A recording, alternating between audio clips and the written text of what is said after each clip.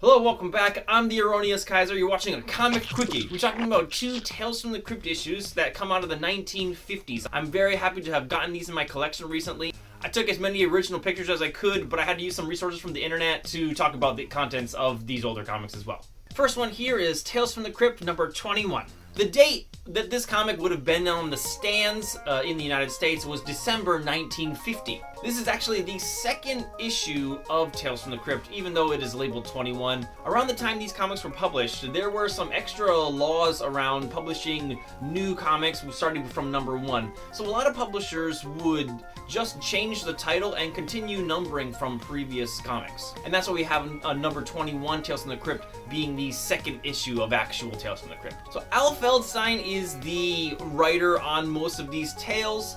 We see he's also doing the art on the cover here and the art for the first story. The first story is called A Shocking Way to Die. We have an intro by the Crypt Keeper here. A Shocking Way to Die is a story you've probably heard before. The criminal sentenced to death row vows revenge on the jury and the judge as he's put in the electric chair. In this case, the gang leader's underlings were able to get his body after he was put to death. They bring it to a scientist or doctor that's performing an experimental procedure to bring dead people back to life. And there is a long recovery rate for this, but the gang boss goes kind of crazy and goes, no, I'm gonna go kill him now. He goes through all of the jury.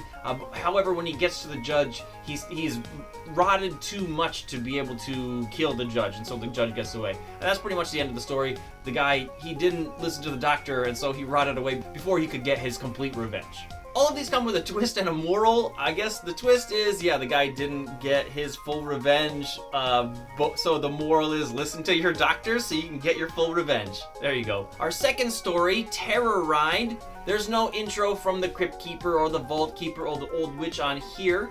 In the beginning issues, I guess they hadn't really ironed out exactly how they wanted to introduce all the stories. So yeah, no intro here. What we have is a couple goes to a rundown fair with no people in it, and they decide to go in the Tunnel of Love or whatever, and they are shocked to see that it's actually a murder wax museum. A whole bunch of grisly murders are being portrayed by what they think are wax statues. Their boat gets stuck and they get out and they find out that, oh no, those are real bodies, and the caretaker then adds them to his collection. The next story is House of Horror. This also has no intro. This story, however, is a reprint from not long before this comic was published. This story first appeared in Haunt of Fear number 15, which actually is the first issue of Haunt of Fear. House of Horror was inked and penciled by Harvey Kurtzman. I don't know why this one was reprinted so soon, because it didn't really have that big of an impact for me. The story goes, there is a college fraternity that is using a supposedly haunted house for their hazing of the new members. They send the initiates up one by one, and they're supposed to light a candle in the attic. One by one, they see them go through to the second floor, and then they see nothing from them after that. So all of the initiates go in, nothing. Then the one guy who thought of the idea was like, oh man, they're just playing a trick on us. So he goes up, and the rest of the fraternity finally, when he doesn't show up at the top, go in to find him, scared to almost death. His hair has turned white, and the other initiates totally gone. And that's the end of the story. There's no explanation, there's no twist, besides it was really haunted and the guys are gone. I don't know. To me, it was kind of a letdown, because a lot of times there's an explanation or some big impact or something like that. I feel there wasn't any of that here. The last story, Death Suited Him, is my favorite of this issue. In these EC comics, usually the ones that I like the best consistently are hosted by the Old Witch. Graham Ingalls, nicknamed Ghastly Graham Ingalls, is the artist and inker on titles with the Old Witch. Stories hosted by the Old Witch, I feel, are always a bit more gruesome than the stories hosted by the Crypt Keeper or the Vault Keeper. Our story here goes, we have two men in college, one richer and one poorer. They both like the same girl, however, in the end, the richer guy is able to marry the girl, and the poorer guy thinks the thing that got him the leg up to get this girl to marry him is this suit he wore one time to a party. After the couple is married, this poor guy kills the other dude, and then during his wife's bereavement time, consoles her, and then finally gets her to marry him. This guy's like, oh, I finally did it, I beat him. He's so proud of himself, and he wants to disrespect this dead guy so much that he digs the dude up and then takes that suit. He just happened to be buried in the suit that this guy really liked. He wears the suit to the wedding, and because of the embalming fluids that were in the suit, he has a bad reaction and he dies during the wedding. See, isn't that a little more messed up than the other stories here? Next up, here I have Tales from the Crypt number 30. This would have been on the stands in June of 1952. This one I got here, it's in a CGC case. I really like this cover here. I think it might be a little underrated for Tales from the Crypt or EC horror covers. I really think this one should get a little bit more attention than it does. I really like the art on the corpse. I mean, that's a weird thing to like about art, but I mean, that's what I read these comics for anyways. The cover here is also the main image for the first story, Ghastly Prospects, with the pencils and inks by Jack Davis and colors by Marie Severin. I don't think we talk about how important Marie Severin was for the EC age and Marvel as well very soon after.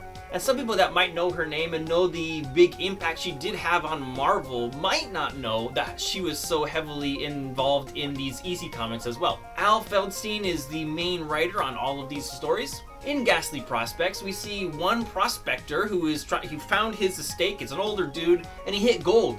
He found a nice place. Some dude comes along and wants to take it for himself. The murderer finds him out of the grave and he's like, oh no, you're back. Then he takes the body, ties some ropes and hammers and picks and stuff and throws him in the river so he can sink down. Because of the rubbing of rocks and gases and stuff, he pops back up. So he keeps coming back to terrorize this dude of no fault of the corpse at all, really. But this dude thinks it is. It is pretty funny, and it's told from the perspective of the corpse, which makes it even better. Next we have a Hollywood ending hosted by the Vault Keeper. Joe Orlando did the pencils and inks. In a Hollywood ending, we see the protagonist, Hugh Howard's a very poorly veiled reference to Howard Hughes. He's a Hollywood producer. Him and his crew are flying around the frozen cold north somewhere. They find a native village in a land. Hugh meets a beautiful woman who invites him back to her cabin. And he likes her very much. He's like, oh, you're out of place here. You should come to Hollywood. I'll make you a star.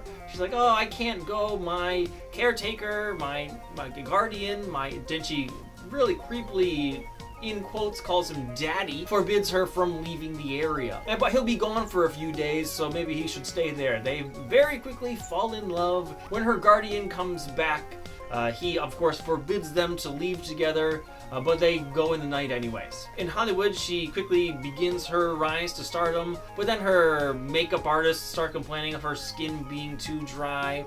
Soon she's having more skin conditions. She starts wearing a black veil over her face, and by the end, she has locked herself in her room and won't come out for anybody. Her guardian finally makes it to Hollywood. He had to use dog sleds and bicycles or something like that. Took him a little while. When he finally gets there, he's like, oh, let me see her right away. After her skin condition problem is explained to him, she is the result of a medical experiment. Her parents and her actually died in a crash, and the only thing that was keeping her alive because of this experiment was the cold weather in the frozen north.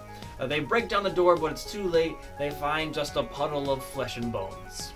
The next story is hosted by the Crypt Keeper. It's called Auntie, It's Cold Inside, and it has pencils and inks by Jack Kamen. This one's a little weird for me. It's about a little kid who hears voices, sometimes the voice of his dead mother.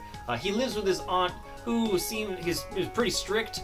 She keeps warning him not to go down into the coal cellar, but he always wants to go down there so he can grab a piece of coal, so he can take score of him and his friends playing sports on the sidewalk. She continually reprimands him and then ends up getting a special lock for the door, and on the day that there was supposed to be a 4-ton coal delivery through the coal chute outside, the boy hears his aunt's down in the basement saying, open the door, let me out. And he's like, no, you're not gonna trick me again, voice. I'm pretty sure you can see where this is going. The voice is actually the aunt. She gets buried under 4 tons of coal.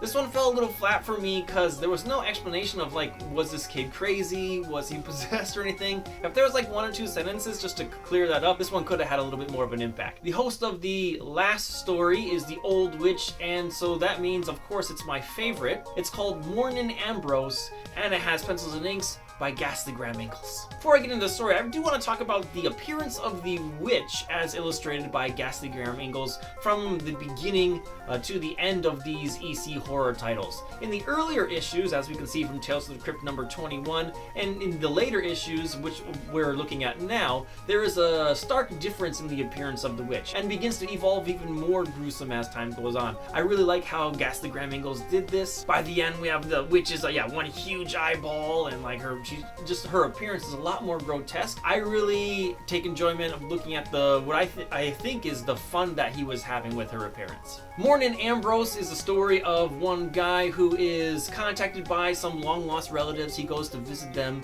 When he arrives, his uncle Ambrose tells him it's a very sad case. Your aunt's kind of crazy, so maybe don't worry about her. She's more and more paranoid since the last people we invited over that were family members ended up dying in the house. That really isn't that big of a warning for him, so he just decides, oh yeah, he'll stay with them. The aunt obviously acts very crazily. She keeps asking if he's read Macbeth. Have you read Shakespeare? Do you know this line? And he just takes it as her crazy talk. One night she has an exceptionally loud outburst, and the next morning she's dead. The uncle goes to the grave in the crypt night after night, mourning her death. On hearing this, our main protagonist decides to humor his Aunt Elsa and look up Macbeth, and finds her journal and her cataloging of the murders that Ambrose has done. The police are contacted, but they can find nothing wrong, so they just keep an eye on Ambrose until they go down to the crypt one night and find that he's not mourning his wife, he is eating her. He has been a ghoul who has been murdering his family members and then eating their rotten flesh at night. It's pretty obvious why this is my favorite of the four. Alright, and that's all I gotta say about these two comics, really. I hope you enjoyed the deeper look into these two issues. If you did, hit the like button and subscribe if you haven't already. What are some of your favorite EC titles or EC issues? So let me know that down in the comments. There are some other Golden Age horror that I would like to talk about soon. If there's something you'd like to see that perhaps I have in my collection, let me know that down there as well. If you don't want to do any of those things though, I do understand. I hope you had a nice time watching. I'm the Erroneous Geyser. See you next time.